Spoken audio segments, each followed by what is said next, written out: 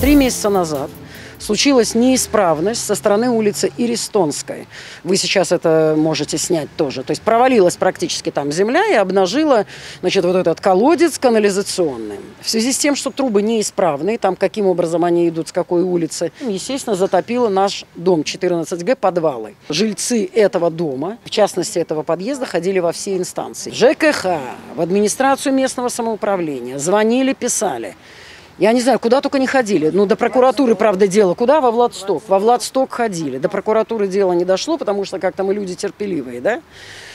Реакция практически нулевая. Ну, вы видите. Стоять около дома невозможно. Проходить мимо дома невозможно. Зайти в подъезд тем более невозможно, потому что комары приобрели внешний вид, знаете, таких аномальных совершенно чудовищ. Причем не только этот подъезд, а все подъезды вот этого нашего большого дома, да, относительно большого. То есть огромные комары.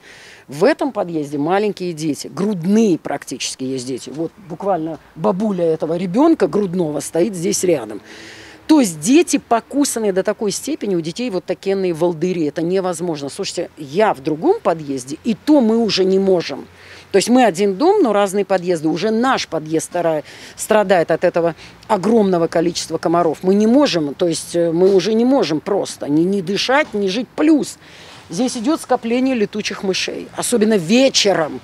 Около этого подвала идет скопление летучих мышей. Ну, послушайте, в 21 веке мы живем, мы жалуемся. Это что такое наплевательское отношение на людей?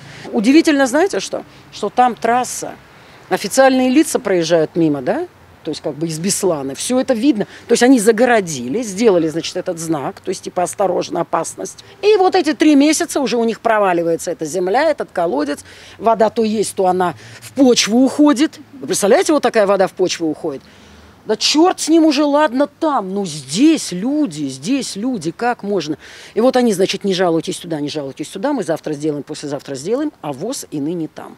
Вот и все. Ну, в общем, я считаю, что это такая микроэкологическая катастрофа. Вот в частности для этого дома.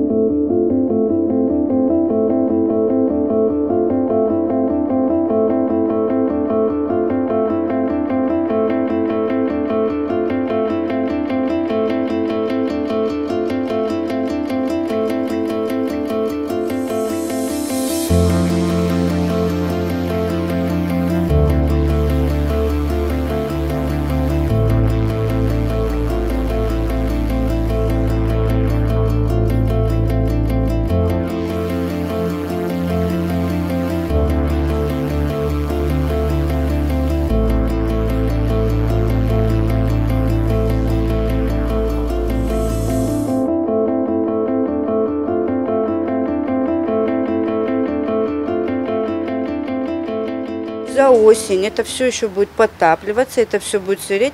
Этот дом рухнет. Дом очень старый. Здесь не менялись эти коммуникации, не знаю сколько. Санэпидемстанция сказала, это не наше. Домоуправление сказала, больше нам не звоните. Владсток обещает нам каждый понедельник. Это в течение уже 2,5 месяца. Они вот именно по этой проблеме. Я уже тот подъезд не беру, у них есть и заявления, что они писали, и обращения, и подписи собирали, и все.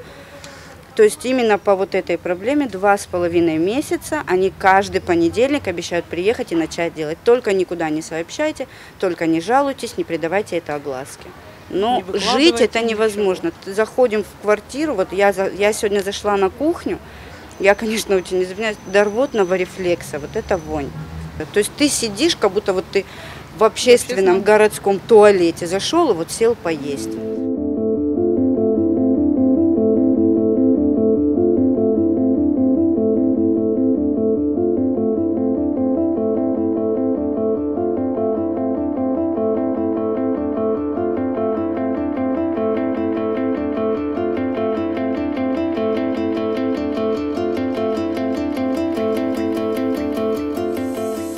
А после дождя из квартир надо уходить. Воняет ужасно, извините. Ужасно.